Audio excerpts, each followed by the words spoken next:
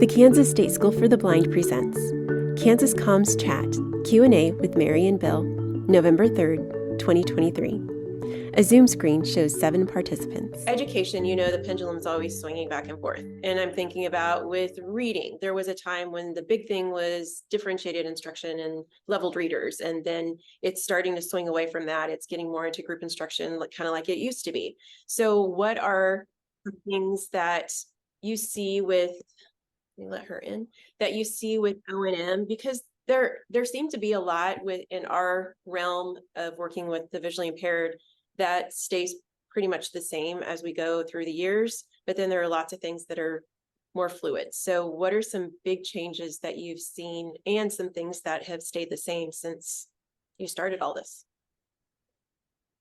Go ahead, Bill.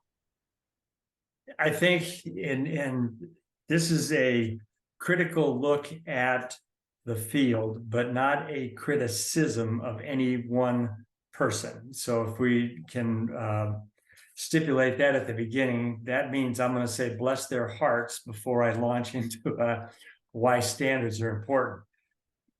We have had such a long history of being able to provide a service with absolutely no standards. And if you use the example of reading, Emily, that in states, every state has standards in reading instruction with levels of proficiency that must be demonstrated at certain ages and grade levels. We don't have that in O&M. I think we have been allowed to believe that every child is so unique, so different, and so special that we can't possibly do any kind of standardized instructional process. Well, I think that's a disposable thought. We have to have some way of measuring progress. Otherwise, it's hit or miss. And what I've seen most lately, and I lurk on the O&M Facebook pages just to read what people's questions and they're asking. And I see this scatter of approaches. People are trying to do the best that they can, but the approaches are scattered. And what ends up happening is at graduation, either kids didn't have instruction, which is a shame, or their instruction has been scattered that it's hard to pick up for them when they get done at school. So by having a standards-based approach, first thing is we're talking the same language in schools. I realize that's not the same process as it is in rehabilitation, but we still need standards. By being able to use the same language that schools are using, people understand what standards-based instruction is. They don't need to understand cane technique and human guide and all the other stuff that we do with low vision aids. That's not the point. The point is we have expectations at certain grades and age levels. We have expectations for proficiency at those levels. And when proficiency is not moving along as we would expect, it says change your instruction, change your methods, change your materials, change your time, all sorts of things that allow us to monitor that progress against a standard that says this is kind of where we want to go. I know in talking with teachers over the time, and reading is a good example, and it's always a fun conversation to have with elementary teachers. How many are fifth grade teachers? And the fifth grade teachers raise their hand and say, everybody in your class reads on fifth grade, right? And they all start to laugh. They say, no, some read at ninth grade, some read at second grade. But somewhere in there, we've got to maneuver our instruction so that those kids are progressing. At least, hopefully they have some level of proficiency at graduation. The same way with us, except we don't get that same question asked of us. Now that we have a standards basis for our instruction, we can say, let's look at what is the expectation for children at this age and grade level, and how do we get the instruction to them so that it's done in a systematic way, a measured way, a way that it can be monitored. And then when we need to adjust instruction, we can. And I think that's, for me, that's the biggest piece of this, is it gives us, one of the instructors that was in our video talked about, it gives us a leg up. Actually, it gives us a leg to stand on. And I'm not criticizing Kim and her comment, but it does make us look more aligned with how education works when we're working in standards-based education. Now that's hard because our field is so scattered. We don't have a critical mass where we can all put our heads together and say, yeah, we need to do this. So for example, with you all starting this at an early childhood level, those parents and instructors at your level will understand this is a good way now for us to carry on instruction so these kids don't get left in the gaps, or they don't have gaps in services as they go through their school career. And hopefully by the end of their school career, they will have acquired all those skills, or most of those skills, that they'll be either able to go ahead into post-secondary education or post-secondary employment without the need for O&M 101, because they will have had all those skills already instructed and learned. Does that help? Now that's a big bite. That's a big bite for us. And there's a lot of people out there say, oh, I'm just going to do my thing. Well, that's okay. But when we look at our unemployment rates, that's a pretty sad commentary. And O&M isn't the only reason for unemployment, but it certainly contributes to it.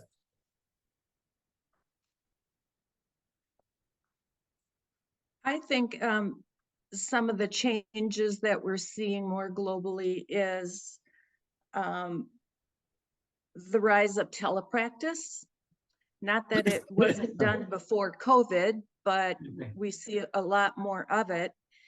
And, you know, in our work together with Bill and I and Sarah Moreau from Alaska,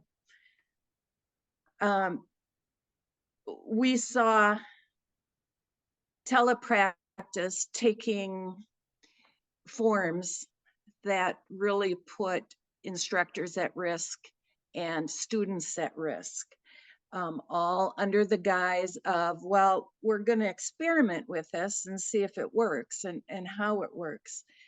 Because we were so concerned about the liability and the reliance on technology for safety supervision, we took that into account when we developed the risk assessment matrix.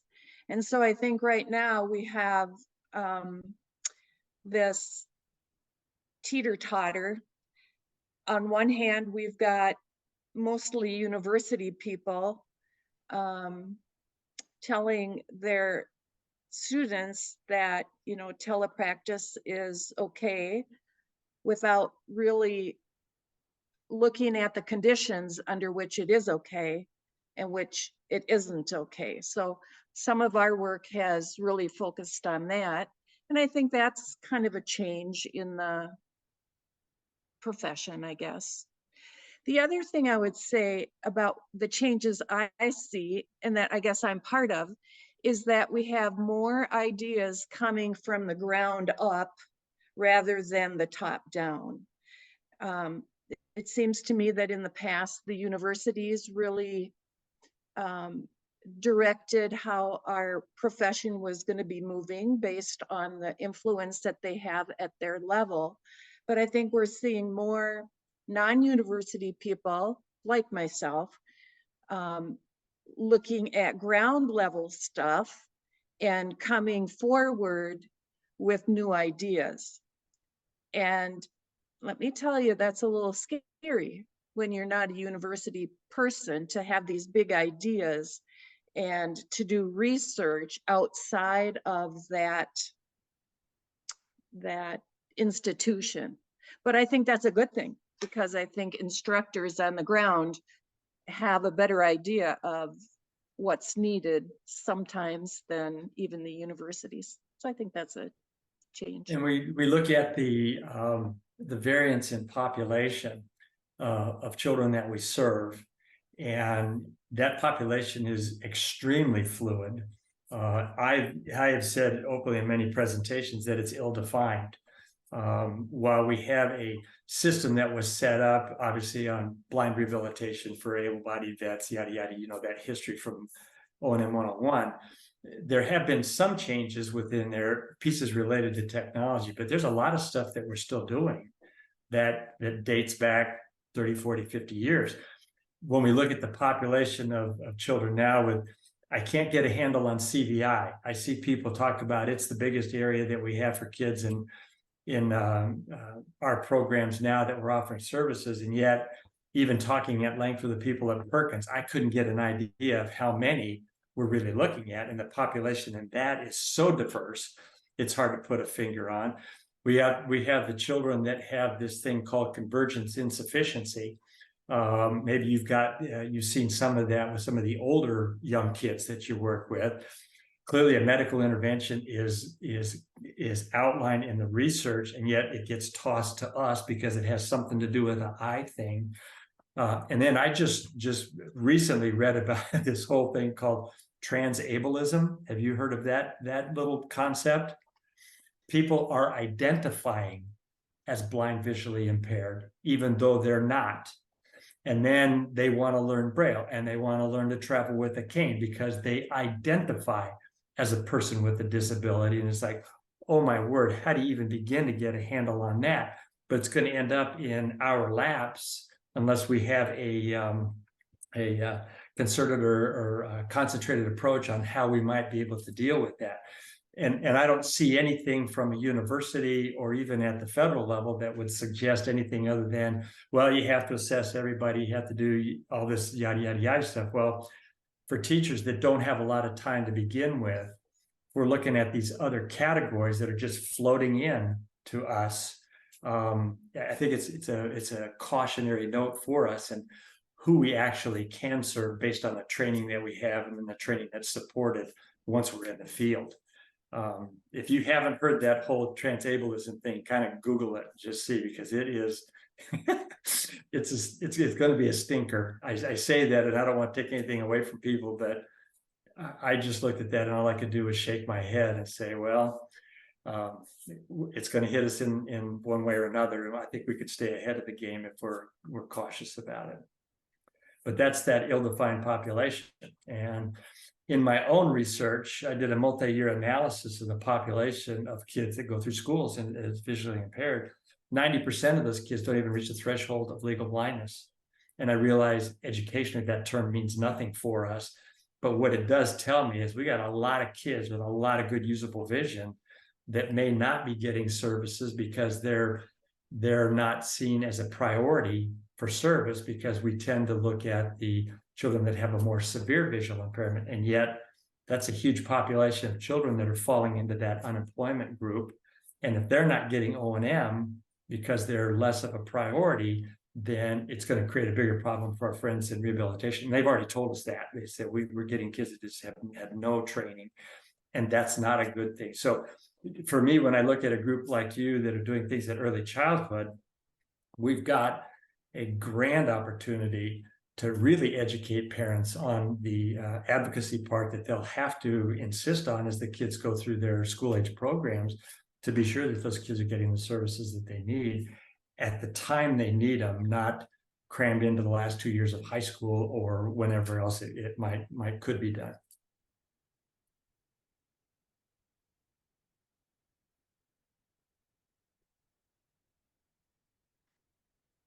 Any comments to Bill on that?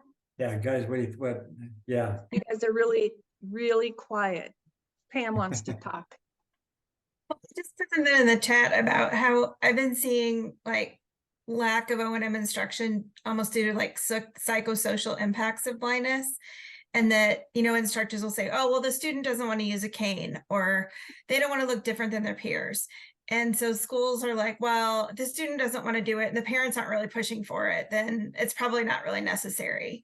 And so then you feel like a lone wolf out there on an island as the O&M instructor, trying to, tell them about the importance and to educate people, but you're only one person on that team. So you have any thoughts about that? I mean, that's where I feel like a lot of our instructors are at the moment.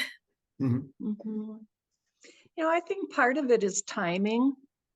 And I know I've been fired by parents before when I said the student has to carry a cane and all that, and they just said, okay, you're fired. But then I came back the next year and tried again, and eventually the parents got on board. So I think that's just one little tiny aspect of it, that we have to respect what the parents and kids want. It's kind of like you can lead a horse to water, but you can't make him drink. But just understanding that with all those psychosocial aspects, that timing and readiness have to come together sometimes. That's probably not helpful. It's just all philosophical. And I What, think go ahead, Mandy. I just was gonna say, like from my experience working with adults and until this year, a lot of my adults lost vision later in life, and like I know I have a student who has she falls in that category, Pam, and I think a lot of that has to do with the grief of it, like the not denial and the anger and stuff. So I know with several of my adults, I had to just tell them like, when you're ready, come back and find me. Because they didn't want to learn the cane. And I did have a couple people that did reach back out. One was like a year later, one was just like a month or two later. But I do talk to people about the grief of it, because I think that's something that is not talked about. And I do think that even if kiddos have lost their vision at a younger age, I do think there's times where that probably cycles back through where it can peak back up. But that's a great thing, because like I said, I have a kiddo on my caseload that I'm like, she does not want to be seen differently, and I think she should be using a cane. But If we take advantage of the fact that we can see the long-term picture, and whereas a parents and children are seeing it in the moment, and we have to appreciate that. I certainly understand that.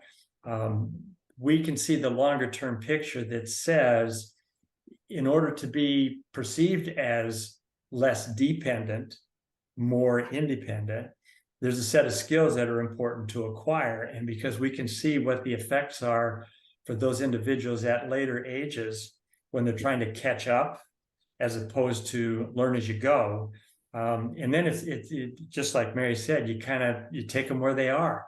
And the psychosocial stuff, not only is it a parent thing, it's also a child thing, but it's also other family members that have a play in that.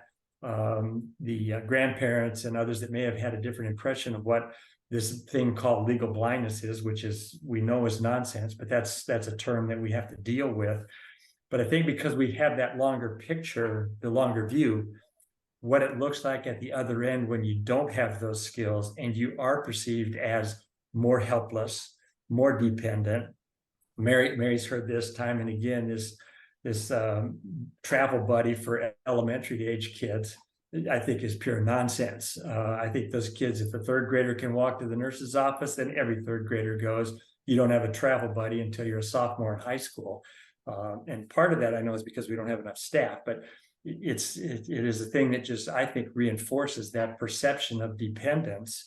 And while it may be convenient to get to class, it isn't convenient in the long term, because now you're losing some valuable instructional time that could happen at a time when it could be more aptly applied rather than trying to cram it in at the end.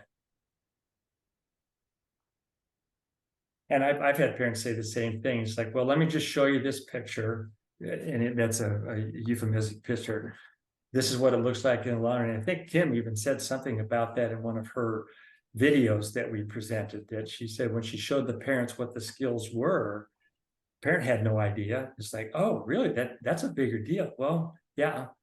And we can take it in small steps over time, or we try to catch it all up at once. And that's going to be a tougher instructional lesson for them to have to learn it. I had a student a number of years ago, and every year it became a running joke, actually, because every year the family, I knew that they wanted the student to have the choice, but as an O&M specialist, I felt like I needed to have it documented that I felt like my professional recommendation was that this child be using a cane. Mm-hmm. And so every year I would say, well, okay, so I know it's my turn, and here we go. It's my professional recommendation that your child has a cane and uses a cane outside of her lessons with me. And I said, I know that you disagree. I know your thoughts on that, but I felt I wanted it documented. And then she would smile and nod, and she'd say, yes, I know how you feel.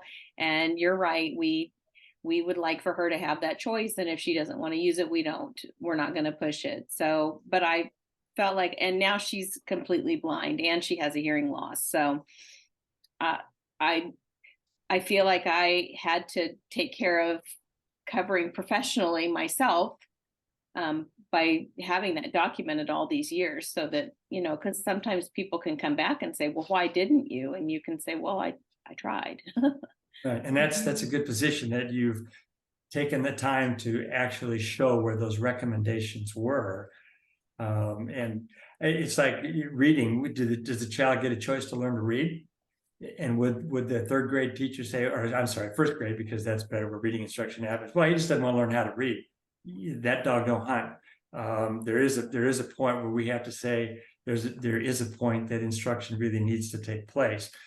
And if that child has learned the skills that you were talking about, even though they don't apply them, they've learned the skills.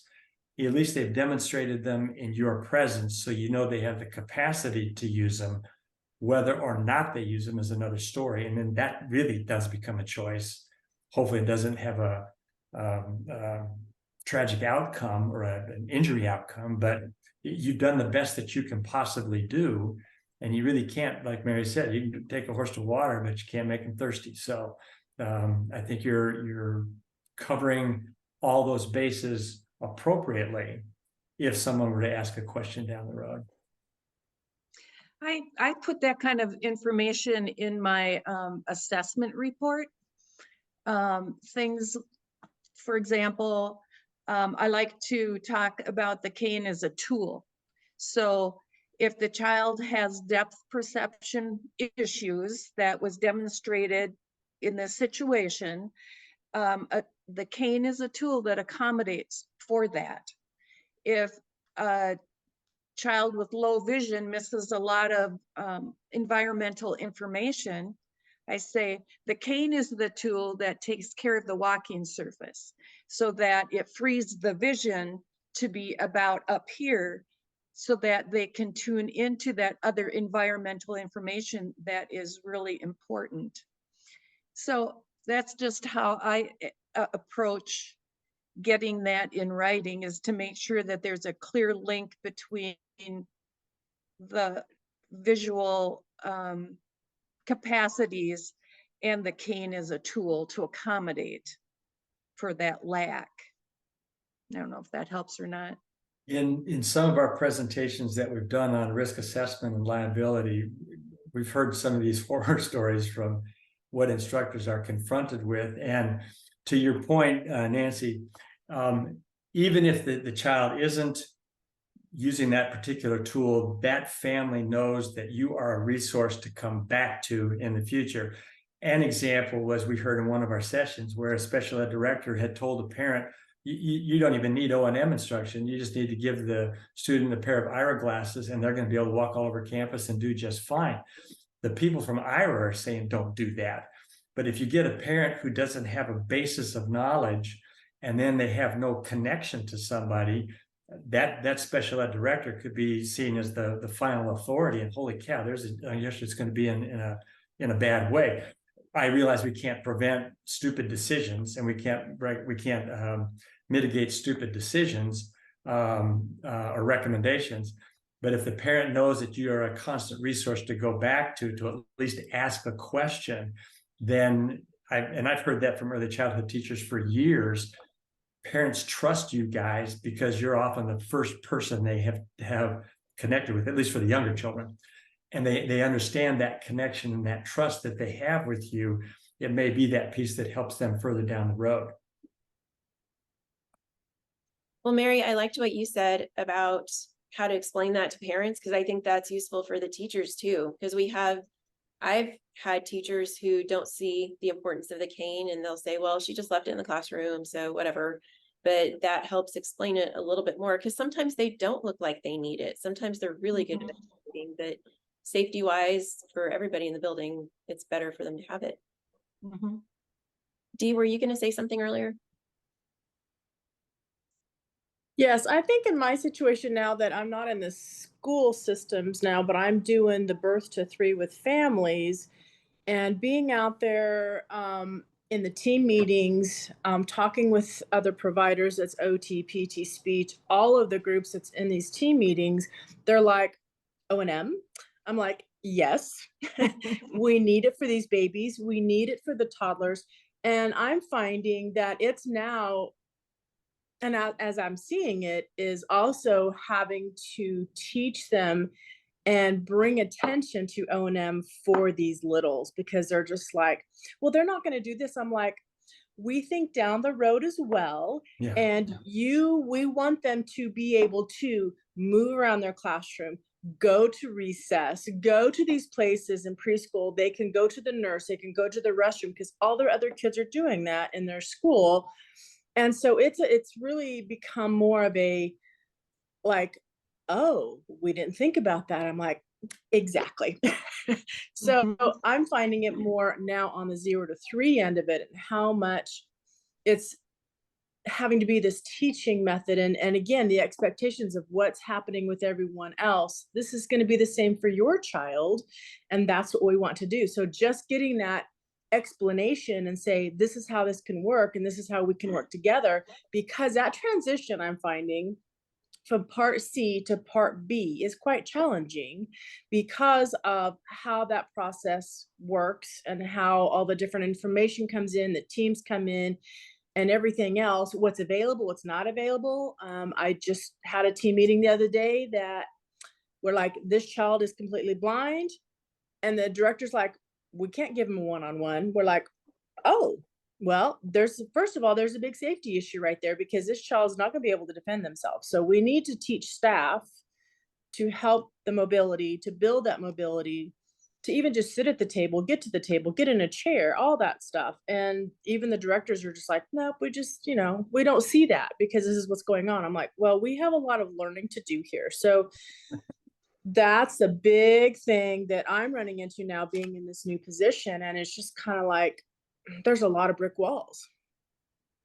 I'm hoping that the standards can help you with that, because of that age 24 months. And Yep. It isn't just a cane, it's all those other areas that you can, say, looky here. And that's what I was so excited about, because I'm going to sit there, I'm going to say, look at this. This is what's going to happen, and how we can apply that to what's happening when they start, part B and go on into schools, because a lot of these kids want to do these things, but also having to tell the, help the parents understand that your child can do this. They can be active participants in their classroom, in their activities, in different places. And so I was really excited about that too, when I was using the sample before the book came out to utilize some of that. But now in the 0 to 3, it's a whole different ballgame. Another message I like to give at that age to parents and school staff is that orientation mobility instruction is a curriculum. And just like the math curriculum, when a child can count to 20, we don't say, oh, okay, that's it. Not if we want them to do algebra in high school, right? We keep building those skills every year. And I usually tell parents, it's likely that your child is going to need orientation mobility instruction every year. Maybe not the same amount every year, but it's likely they're going to need some in order to make sure that they are traveling at a level commensurate with their age peers, kind of thing. So that they know from the get-go, this isn't just, body concepts when you're 3 years old. This continues. And again, the standards book can help support that idea. Absolutely. And I'm looking forward to that. I didn't mean to interrupt you, Bill. No, that's right. Because even with some of my ones that I had in preschool, I'm just like, they need to learn to walk down the hallway in a line and know when to start and stop. But I think too, it's also, last year and the year before, I came across with the staff like, absolutely not. They cannot be by themselves. They have to have someone right there on their hip. I'm like, let's talk about that, being on their hip. Give them some space to let them learn, to let them use what we've been trying to work on, and understand that they're still going to be safe within these walls. And you expect this little one to do this, this one can too.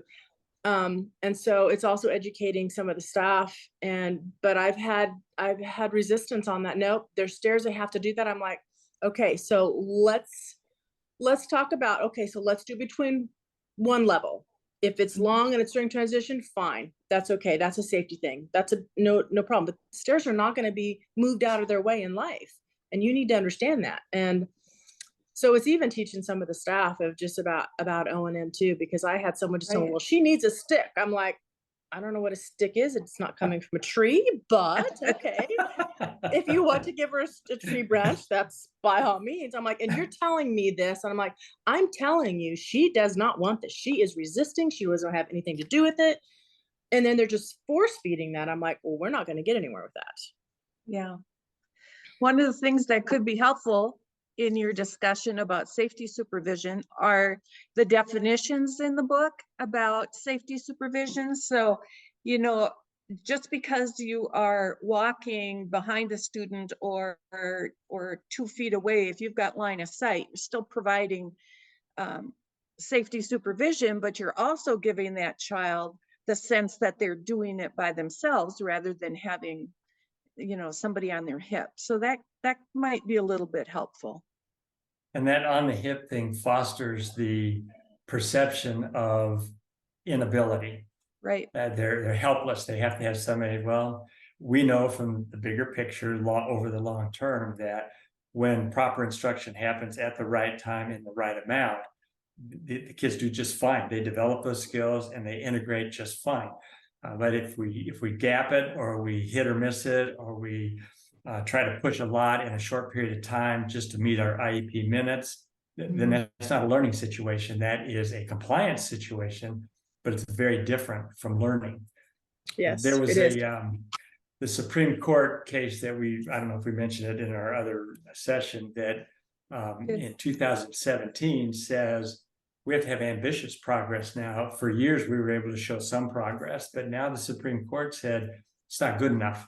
We have to be able to provide instruction so that kids are coming along at or near their age or grade level peers. That's a whole different standard for performance and proficiency on the part of the kids. So I think it helps us. If somebody needs to have the legal site there, it's out there. I mean, we would know from education perspective it's important, but it's important enough now that the law is saying you must be able to do this or get as close as you can to it. And it helps reinforce for us the importance of this particular set of skills. Yeah, I agree. And I think too, in the 0 to 3, it's also informing and teaching parents how to look at their mobility for future, and to just have them understand that, you know, they're capable of this, but this is how this is going to look. So how can we work together to move this forward, but also giving them information and tools. So when they transition to that part B, they're like, okay, this is where we've been doing, this is where we're going, this is where we want to move forward to, because we know this is da da da da da. And I think I'm finding that with a lot of families, they're just like, yes. And others are like, I have no idea. So and then there's some who are just like in between, like, well, maybe not. We're always going to do this. I'm like, but are you? you know, you don't want to be taking them into the bathroom with you all the time when they're 15 or 16, you know, that kind of thing. And so it's kind of like a reality check in a way. Yeah. That's exactly it. And that's despite what we may think about what levels of abilities the kids have. As they get older, society expectations change for them simply because of age. And we don't walk hand in hand with a 17-year-old because, well, we're not so sure that they can do that. That looks weird. And it really reinforces that helpless perception when individuals can demonstrate that on their own. And obviously a cane is one example of a tool that lets them do that proficiently on their own. But even that is just a constant fight based on, well, it's everybody, because there are parents who would be perfectly fine with holding hands with their 34-year-old and taking them into the store. And so we fight against that. And then there are teachers who don't see anything wrong with that. And then like Pam was saying earlier about teachers who, or no, you said about administrators who don't approve because it has to be tied. I think with that, and I'm going in a different direction, I'm wondering if we're seeing more of that just because of the economy, the crunch with education. Do you think it's falling more on money? maybe it doesn't, maybe it's not O&M, maybe it's, they just don't want another service provider because there weren't standards. That could play into it. It's hard to know what perceptions are guiding people's thoughts. I will say it because I have been an administrator for years, and I watched decisions made purely based on convenience. And that's too bad. And I'm okay to say that because I was one of them, not for convenience purposes, but seeing it and saying it to other administrators. This is not about your convenience. This is about our responsibility to that child and their parents to give them the best education we can.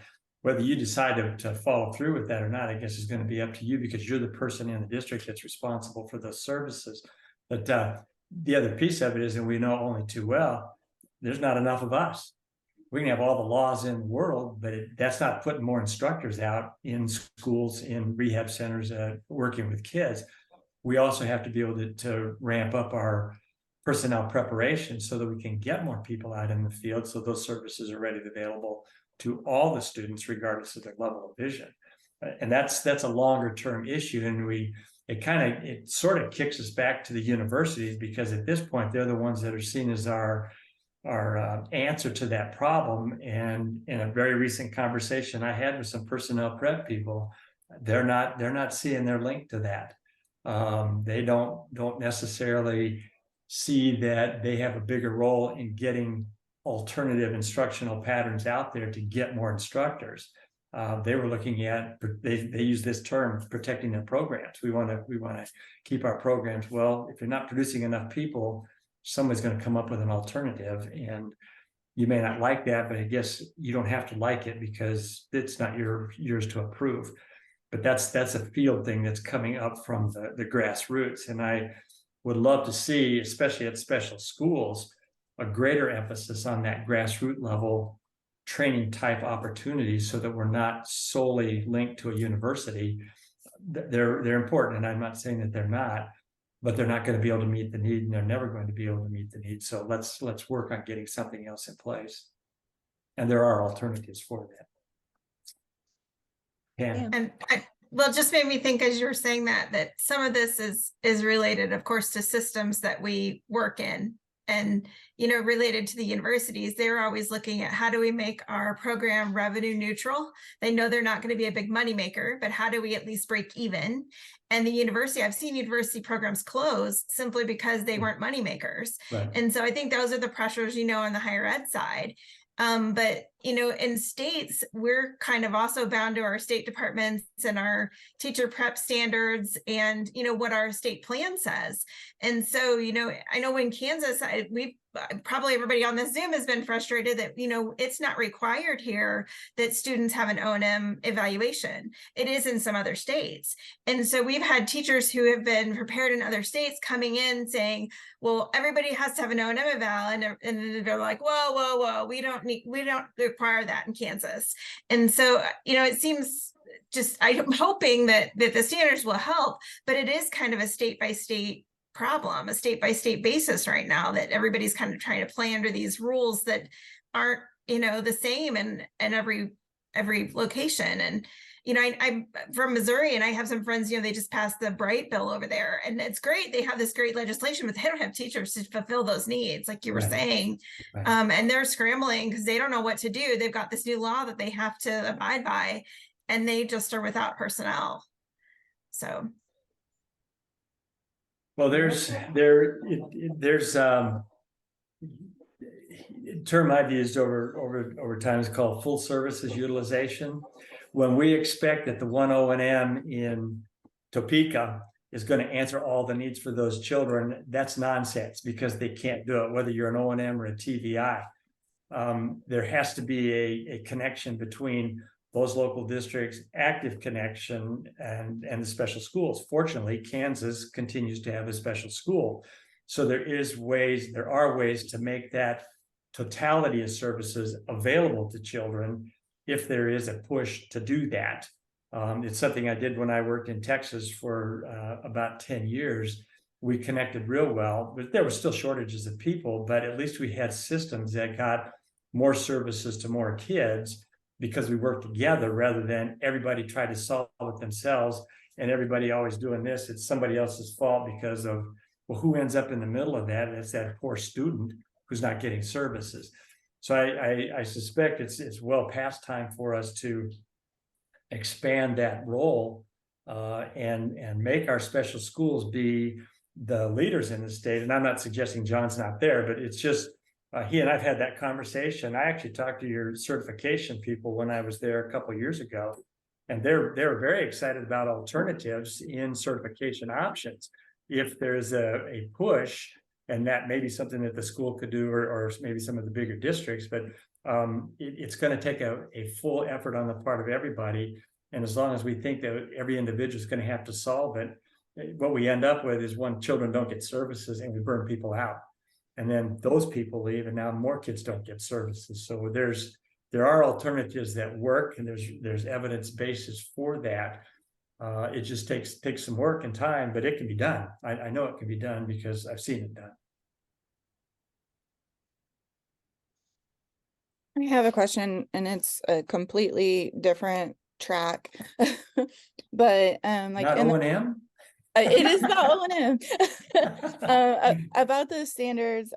So like I said, I'm new to working with kiddos, so maybe this is a dumb question, but maybe not. But so like in there it talked about like if somebody was like 12th grade but newly blind, like you wouldn't be like, oh, you're at a 3rd grade level, which I understand that completely. But so like comparing the age and grade levels, is that something that you only look at for someone who's had the vision loss for an extended period of time? Like if someone's newly blind or vision loss, do you still use that? Like, okay, you're in 12th grade, but you just lost your vision. So like, can you explain that? Go ahead, Bill. One of the things that probably is important to know is that there's probably a fair amount of concepts that youngster already has before they lost their vision. So do we have to teach body parts? No. Do we have to teach left and right? I don't know, maybe some, but certainly directions. There are certain aspects of life that people already have. So now we're learning how to adapt already known concepts with a modified technique. And so do we have to go all the way back to TAPS to 0 to 3 and make sure that they, top of my head and bottom of the page? No, I don't think we need to do that. But what it does tell us is at a certain age level, what are a set of skills that particular youngster should have. And heaven forbid, I know kids, they lose their sight as a senior in high school. Well, we're up against the time frame there to get as much instruction as we possibly can. But can we give that kid a complete curriculum and instruction in orientation mobility? Probably not. And then we would only hope that once they've graduated and connected with adult services, it can be picked up there. There's going to be gaps just like that, because not all the children are born with a visual impairment. There are a lot of kids that acquire those later on. So we capitalize on what they already know without having to go back to that 0 to 3 chart. And then build on that with the particular set of skills that'll make them functional where they are, that'll make them as safe as we can where they are, and then work with our transition services to continue that depending upon where they're going to go when they get through. But again, we're still stuck with that same problem, but there's not enough people in rehab to provide O&M. And in an IEP, we've got the nice option. We can do it for a whole year. In rehab, it's like, well, you get 7 hours or 12 hours or 14 hours to learn how to get to the bus at your house, and then you're done. Whole different mindset for the ability to learn those skills. And that may be something that special skills pick up, or special schools pick up for those older youngsters that have a longer period of training that could be available for them, so that they don't leave school completely missing skills. But again, reading the comments that we see from our friends on Facebook, a lot of that still happens, and I suspect until we have more staff, it will continue to happen. Did that answer your question, Mandy? Mm-hmm. That plus. Yeah. Well, there's a lot of stuff that we do in our field, and Mary and I have had this conversation, is that we never get the why. We just get the what. do this, do this, do this. Why? Well, that's the way we've always done it. I'm not really concerned about the history. I want to know how that works and why I do it with this particular student and why that's important. And the more of the whys that we understand, I think it's going to make us more in line with critical thinking and those kinds of aspects that are going to make us even more proficient as instructors. Then hopefully that will make those children more proficient in their skills when they leave school, whether it's at the end of the day, end of the year, or end of high school.